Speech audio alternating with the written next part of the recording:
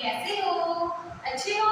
I hope सभी बच्चे अच्छे होंगे। ओके, चलो बेटा आज हम साइंस का क्लास 10 का चैप्टर नंबर 1 स्टार्ट करने जा रहे हैं हिंदी मीडियम का, जिसका नाम है रासायनिक अभिक्रिया एवं समीकरण। Okay, let's start the chapter. Okay, सबसे पहले हम बात करते हैं रासायनिक अभिक्रिया की। रासायनिक अभिक्रिया क्या होती है? वह परिवर्तन, वह अभिक्रियाएं या वह परिवर्तन जिनमें नए गुणों वाले पदार्थों का निर्माण होता है। ठीक है, जिनमें नए पदार्थ बनते हैं, जैसे पानी, नमक, चीनी, नींबू से शिकंजी, पानी, चाय पत्ती, चीनी, दूध, इन सबसे एक चाय बनती है ना। तो इन सबको मिक्स करके जब अभिक्रिया हुई इनके बीच में, उस अभिक्रिया की वजह से क्या हो, एक नया पदार्थ बना, और वो नया पदार्थ जो है वो आपका क्या किस वजह से बना? रासायनिक अभिक्रिया की वजह से बना। ठीक है, जैसे हम बात करें मैग्नीशियम की। ठीक है, जब मैग्नीशियम के साथ में ऑक्सीजन की अभिक्रिया करवाई जाती है तो हमारा मैग्नीशियम ऑक्साइड बनके तैयार होता है। इसके अंदर जो है हम बात करेंगे अभी संतुलित करने की आगे। ओके, जब भी कोई रासायनिक अभिक्रिया होती है, ठीक है, तो हमें क्या है, कुछ चेंजेस देखने को मिलते हैं, कुछ परिवर्तन देखने को मिलते हैं। जैसे कि जो नया पदार्थ बन रहा है उसका रंग अलग होगा। ठीक है, जो हमारे पहले पदार्थ थे उनके रंग के कंपैरिजन में नए पदार्थ की जो कलर है वो नया होगा, दूसरा होगा। ऊष्मा निकलेगी, गैस उत्पन्न होगी, प्रकाश उत्पन्न हो सकता है, या फिर तापमान में परिवर्तन हो सकता है, और नया पदार्थ तो हमारा बनेगा ही बनेगा। क्लियर है सभी को? ओके, ठीक है। अब हम बात करते हैं अभिकारक उत्पाद या संतुलित अभिक्रिया। ठीक है, अब देखो बेटा, अभिकारक क्या होते हैं? ऐसे पदार्थ जो रासायनिक अभिक्रिया में हिस्सा लेते हैं। जैसे कि जब हमने शिकंजी बनाई तो उसमें हमने पानी दिया, पानी, नमक, चीनी, नींबू, ये सभी क्या कहलाएंगे? हमारे अभिकारक कहलाएंगे। और जब इन सबको हमने आपस में मिलाया तो उन सबको मिलाने के बाद में एक अभिक्रिया हुई। ठीक, और उस अभिक्रिया को हम कहेंगे रासायनिक अभिक्रिया, और उस अभिक्रिया में हमारे नया पदार्थ बनेगा जिसको हम कहेंगे उत्पाद। उत्पाद ऐसे पदार्थ को कहा जाता है जिनका निर्माण रासायनिक अभिक्रिया में होता है। अब हम बात करते हैं संतुलित अभिक्रिया। संतुलित अभिक्रिया का मतलब क्या है? हमें पता है कि द्रव्यमान संरक्षण नियम कहा जाता है कि कभी भी ना तो द्रव्यमान का सृजन होता है और ना ही उसका विनाश होता है, केवल वह एक रूप से दूसरे रूप में बदलता रहता है। तो उसी नियम के अनुसार, द्रव्यमान संरक्षण नियम के अनुसार रासायनिक अभिक्रिया जब होती है तो उस अभिक्रिया के अंदर जो अभिकारक और जो उत्पाद होते हैं उनके परमाणु की संख्या हमेशा समान रहती है। जैसे कि हमने एग्जांपल लिया था, उदाहरण लिया था मैग्नीशियम और ऑक्सीजन का। इन दोनों को जब हमने आपस में अभिक्रिया करवाई, मैग्नीशियम मेटल को, धातु को, और ऑक्सीजन गैस को जब आपस में हमने अभिक्रिया करवाई तो हमारा मैग्नीशियम ऑक्साइड मिलकर बनकर तैयार हो गया। ठीक है, जब हमारा मैग्नीशियम ऑक्साइड बनकर तैयार हुआ तो हम देखेंगे कि यहाँ पे हमें क्या करना पड़ेगा, इसे संतुलित करना पड़ेगा। क्यों? क्योंकि ये यहाँ पे अभी असंतुलित है। जैसे कि अगर हम यहाँ देखें लेफ्ट हैंड साइड पे मैग्नीशियम में जो है मैग्नीशियम एक तरफ है। ठीक है, यहाँ पे एक तरफ है मैग्नीशियम का, और राइट हैंड साइड पर मैग्नीशियम का जो उत्पाद के अंदर तक है मैग्नीशियम ऑक्साइड के अंदर वो एक है। तो हम क्या करेंगे, ये बैलेंस करेंगे। यहाँ पे मैग्नीशियम एक और मैग्नीशियम एक उत्पाद के अंदर, ये हमारा संतुलित है। हम ऑक्सीजन देखेंगे, ऑक्सीजन जो है अभिकारक में दो कण है, हमारे दो तत्व हैं ऑक्सीजन के, और जो हमारा उत्पाद है वहाँ पे एक तत्व है। तो यहाँ पे हम क्या करेंगे, ऑक्सीजन के दो तत्व कर देंगे। हमने क्या करा, यहाँ पे जैसे ही यहाँ मैग्नीशियम ऑक्साइड के आगे दो लगाया तो जो हमारा मैग्नीशियम था वो भी दो तत्व हो गए। तो हमें इस मैग्नीशियम के तत्व को लेफ्ट हैंड साइड पर अभिकारक की जगह पर भी इसे संतुलित करना पड़ेगा। तो यहाँ हमारे दो मैग्नीशियम और दो ऑक्सीजन हो गए। तो हम यहाँ देखेंगे तो हमें मैग्नीशियम भी दो करने पड़ेंगे और ऑक्सीजन हमारे दो है। तो इस तरह से हमारी जो अभिक्रिया है वो संतुलित हो जाएगी। ओके, अब हम बात करते हैं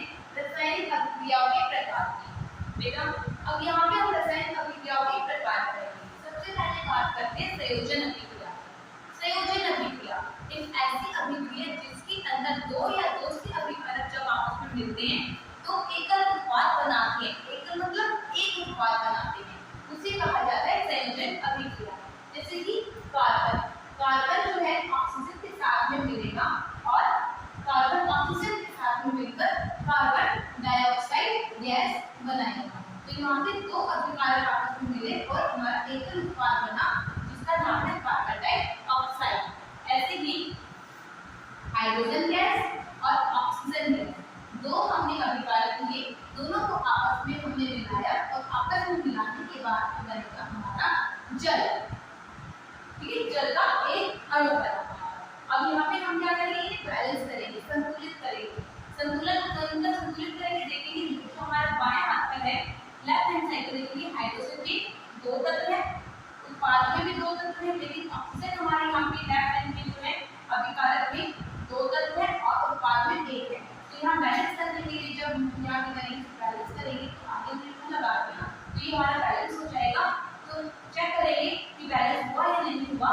तो हम देखेंगे कि यहाँ पे हमारा जो हाइड्रोजन है वो 4 तत्व हो गए, तो यहाँ पे हाइड्रोजन को भी 4 तत्व कर दिया और ऑक्सीजन भी हमारे 2 तत्व है लेफ्ट हैंड साइड पे और राइट हैंड साइड पे। तो इस तरह से हमारी जो अभिक्रिया है वो संतुलित हो गई और हम बात करते हैं संयोजन अभिक्रिया की। तो जब हमारे 2 या 2 से ज्यादा अभिकारक आपस में मिलते हैं तो एकल उत्पाद बनाते हैं, केवल एक उत्पाद बनाते हैं, उस अभिक्रिया को कहा जाता है संयोजन अभिक्रिया। अब हम बात करते हैं वियोजन अभिक्रिया। वियोजन अभिक्रिया देखो, संयोजन अभिक्रिया जो है ना, संयोजन का मतलब ही क्या होता है, मिलना, जुड़ना। तो जब 2 या 2 से ज्यादा तत्व आपस में मिलेंगे या 2 या 2 से ज्यादा यौगिक आपस में मिलकर एकल उत्पाद बनाएंगे विकारक मिलकर, तो उसको संयोजन अभिक्रिया कहते हैं। वियोजन अभिक्रिया, वियोजन अभिक्रिया, वियोजन का मतलब होता है टूटना, वियोजित हो जाना। तो यहाँ पे हमारा एकल अभिकारक टूटकर 2 या 2 से ज्यादा नए उत्पाद में बन जाएगा, उसे कहा जाता है वियोजन अभिक्रिया। जैसे कि हम एग्जांपल ले सकते हैं कैल्शियम कार्बोनेट का, ठीक है, ये हमारा कैल्शियम कार्बोनेट। कैल्शियम कार्बोनेट को हमने बीट कर उष्मा दी, उष्मा देने पर क्या हुआ, हमारा कैल्शियम ऑक्साइड और जो कार्बन डाइऑक्साइड है वो अलग अलग हो जाएंगे, ठीक है। तो यहाँ पे जो है हमारा कैल्शियम कार्बोनेट टूटकर उष्मा देने पर कैल्शियम ऑक्साइड और कार्बन डाइऑक्साइड में बिखरने लगेगा, टूट गया।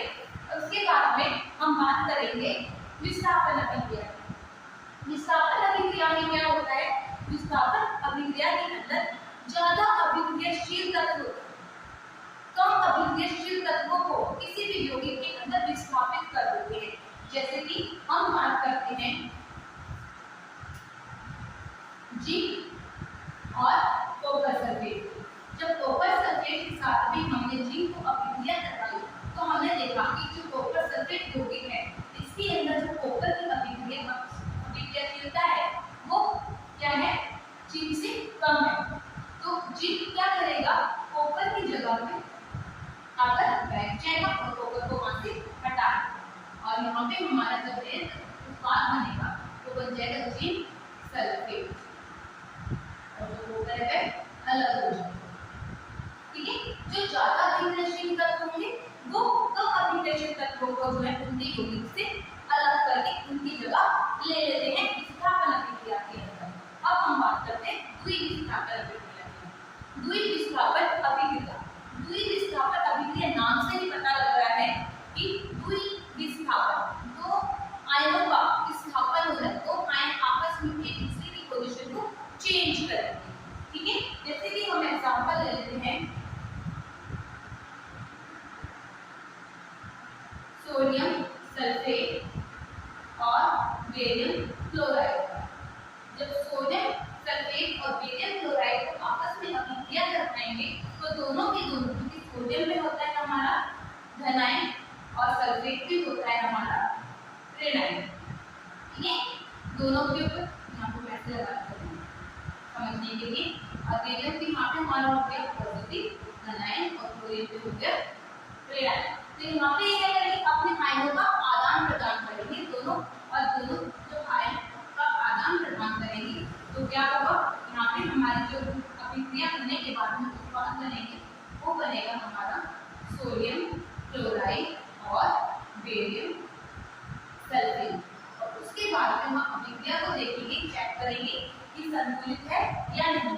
क्योंकि अभिक्रिया करवाने के बाद हमें ये स्टेप जरूर चेक करना है कि हमारी जो अभिक्रिया हो रही है वो संतुलित है या नहीं।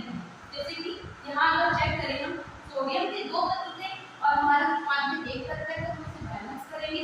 जैसे हमने बैलेंस करा तो हम चेक करते हैं सोडियम के 2 तत्व हैं अभिकारक में, उत्पाद में भी 2 हैं, सल्फेट 1 है, सल्फेट उत्पाद में भी 1 है, बेरियम हमारा अभिकारक में भी 1 है, उत्पाद में भी 1 है, क्लोरीन 2 है और क्लोरीन हमारे यहाँ पर भी उत्पाद में भी 2 है।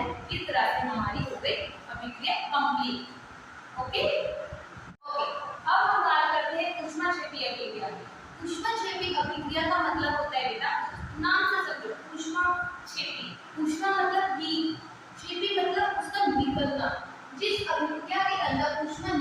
है, ऊष्मा उत्सर्जित होती है, उस अभिक्रिया को कहा जाता है ऊष्माक्षेपी अभिक्रिया। एग्जांपल उदाहरण के तौर पर क्या हमारा देखो मीथेन, मीथेन को जब जलाया जाता है ऑक्सीजन की उपस्थिति में तो कार्बन डाइऑक्साइड गैस निकलती है, जलते कुछ वाष्प निकलते हैं और ऊष्मा निकलती है। ठीक है, ये आप डेली लाइफ में जो है एग्जांपल जो है अपनी ऑब्जर्व करते हैं। नेक्स्ट ऊष्मा शोषी अभिक्रिया।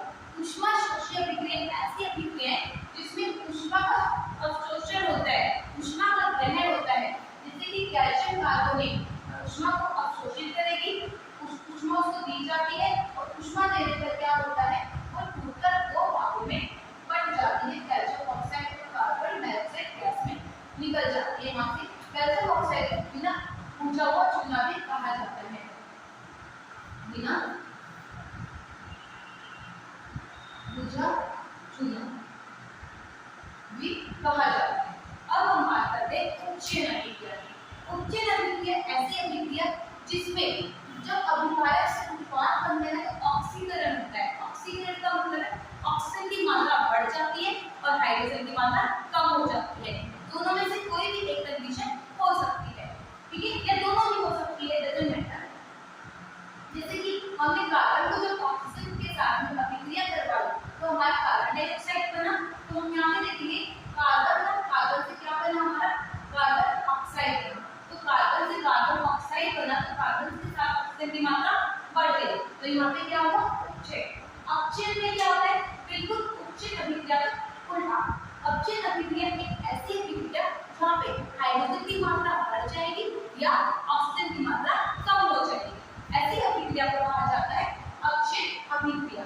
जैसे कि कॉपर ऑक्साइड, कॉपर ऑक्साइड में हमारे ऑक्सीजन की मात्रा थी, अब जब अभिकारक से ये बाद में जब कन्वर्ट हुआ बदला कॉपर ऑक्साइड से कॉपर बन गया, तो हमने देखा कि कॉपर ऑक्साइड से जब कॉपर बन रहा है तो ऑक्सीजन की मात्रा कम हो रही है, ठीक है। और एक रिएक्शन होती है रिडॉक्स अभिक्रिया, एक अभिक्रिया होती है जिसका नाम होता है रिडॉक्स अभिक्रिया। रिडॉक्स अभिक्रिया, रिडॉक्स अभिक्रिया एक ऐसी अभिक्रिया होती है जिसके अंदर अपचयन और उपचयन दोनों साथ साथ होते हैं। जैसे कि ये अभिक्रिया, अगर हम इस अभिक्रिया को लें, इस अभिक्रिया के अंदर हम देख सकते हैं उपचयन और अपचयन एक साथ हो रहे हैं, तो ऐसी अभिक्रिया को रिडॉक्स अभिक्रिया कहा जाता है। जैसे कॉपर ऑक्साइड से यहाँ पे कॉपर बना तो ऑक्सीजन की मात्रा कम हो गई, तो यहाँ पे हमारा अपचयन क्या हो रहा है अपचयन हो रहा है। अब यहाँ पे अगर हम देखें हाइड्रोजन था, हाइड्रोजन से हमारा जल बन रहा है, तो यहाँ पे ऑक्सीजन की मात्रा बढ़ गई है, तो ऑक्सीजन जब बढ़ जाएगी, ऑक्सीजन की मात्रा जब बढ़ जाती है तो उस अभिक्रिया को कहते हैं उपचयन। तो जब उपचयन और अपचयन जब एक ही अभिक्रिया में होता है तो उस अभिक्रिया को कहा जाता है रिडॉक्स अभिक्रिया, ठीक। अब हम बात करते हैं संचारण। संचारण, संचारण क्या होता है जब कोई धातु ऑक्सीजन अम्ल आदि के संपर्क में आती है उसकी परत संचारित हो जाती है। जैसे कि आपने अपने घर में भी देखा होगा जंग लगना, वो क्या कहलाता है संचारण का ही उदाहरण है। जब कोई भी धातु, जैसे कि हम लोहा की धातु फॉर्म कर लेते हैं लोहे की, ठीक, जो लोहा जो है ऑक्सीजन आर्द्रता पानी के कुछ कणों की है ना और अम्ल के कांटेक्ट में आ जाता है, संपर्क में आ जाता है, तो क्या होता है उसमें जंग लग जाती है। ब्राउन कलर का उसमें भूरे रंग की क्या होती है एक परत चढ़ जाती है, जिसकी वजह से वो जो है कमजोर हो जाता है लोहा, और उसी प्रक्रिया को कहा जाता है संचारण, ठीक है। और इस संचारण से बचाने के लिए किसी भी धातु को हम क्या करते हैं धातु पे पेंट करवाते हैं, पेंट करवाते हैं ना धातु के ऊपर, और हम यशक लेपन की प्रक्रिया को अपनाते हैं। यशक लेपन में क्या होता है जब धातु के ऊपर जब जिंक की परत चढ़ा दी जाती है किसी भी लोहे की वस्तु के ऊपर, जो भी लोहे का कुछ भी हमने बनवाया है, ठीक है, दरवाजा हो गया, उस पर जब जिंक की परत चढ़ा दी जाती है उसे कहा जाता है यशक लेपन। ऐसे ही पेंट करके हम क्या कर सकते हैं हम संचारण की प्रक्रिया को कम कर सकते हैं। विकृत गंधिता, अब विकृत गंधिता क्या होती है आपने देखा होगा, जो वसाइल और तेलीय सामग्री जब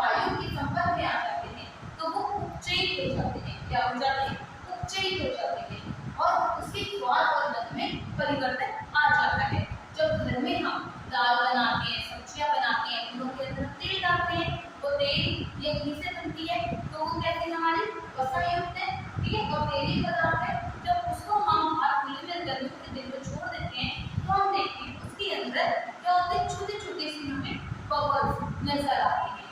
बबल्स नजर आते हैं जब वो खराब हो जाती है। खराब किस वजह से होती है, क्योंकि वो जब वायु के संपर्क में आई तो क्या हुआ, वो उपचयित हो गई। वायु के संपर्क में आने से वो क्या हो गई, उपचयित हो गई।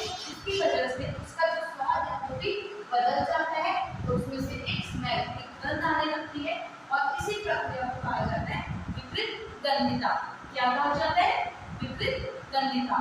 अब विकृत गंधिता से बचाने के लिए पदार्थों को क्या किया जाता है, पदार्थों, आपने चिप्स के पैकेट देखे होंगे, चिप्स के पैकेट्स में जो नाइट्रोजन गैस छोड़ी जाती है, ठीक है, चिप्स के पैकेट्स में नाइट्रोजन गैस छोड़ी जाती है। अगर आपने देखा होगा कई बार जो चिप्स के पैकेट फाड़ते हुए फट जाते हैं, इसमें से अगर थोड़ा सा भी वो फटा हुआ होता है, उसकी गैस जब बाहर निकल जाती है तो बहुत ही जल्दी जो चिप्स हमारे सिर जाती है, खराब हो जाती है, उनमें स्मेल आने लगती है। इस वजह से, क्योंकि जो नाइट्रोजन होता है वो हमारा जो है एक प्रतिऑक्सीकारक की तरह काम करता है। इसकी तरह प्रतिऑक्सीकारक है हमारा नाइट्रोजन। तो नाइट्रोजन गैस में भरी होती है, इस वजह से जो है हमारे चिप्स जो है तब तक ठीक रहते हैं, और जैसे ही नाइट्रोजन गैस निकल जाती है तो हमारे जो चिप्स है वो खराब हो जाते हैं। बस आपने देखा होगा शॉप्स भी जो है एयर टाइट, ठीक है, वायु रोधी बर्तनों के अंदर जो खाना बनता है, जिसकी अंदर हवा नहीं जा पाती, जिससे कि खाने की जो अभिक्रिया है वायु के साथ नहीं होती, तो खाना जो है कई मतलब सही रहता है। ठीक है बेटा, ये जो था आज हमने चैप्टर 1 का वन शॉट किया है, ठीक है, बहुत ही छोटी सी वीडियो बनाई है। आई होप सबको अच्छी लगे और समझ भी आए। ये मेरी फर्स्ट वीडियो है, आप प्लीज मेरे को कमेंट करके बताएं कि आपको कैसी लगी। Thank you.